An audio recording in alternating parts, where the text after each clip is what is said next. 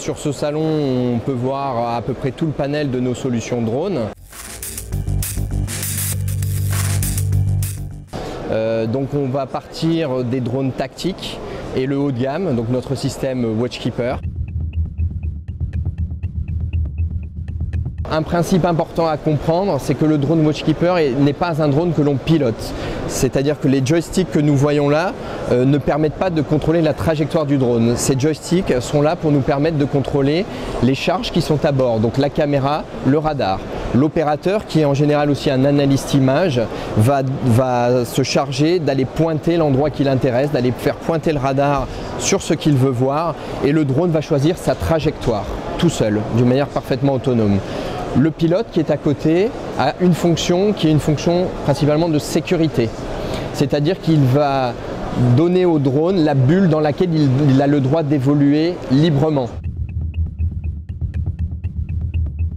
Ce sont des systèmes qui permettent principalement de faire de la surveillance avec une charge utile qui est pratiquement toujours une caméra, même si on peut mettre d'autres choses.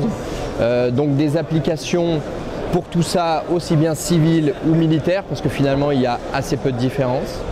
Avec cet exemple qui fait moins de 2 kg, là où on mettait il y a 10 ans 50 caméras, aujourd'hui on a besoin d'un drone comme celui-ci. Un drone comme celui-ci, son avantage, c'est qu'il va pouvoir emporter des charges un peu plus grosses, donc des caméras un peu plus précises, haute définition, etc. Par contre, il est encore confronté aujourd'hui aux problématiques de réglementation française.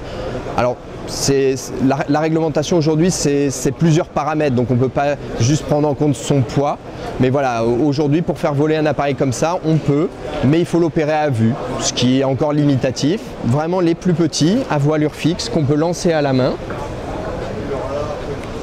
Voilà, le fantassin sur le terrain peut déployer très rapidement, puisque ça peut être dans un sac.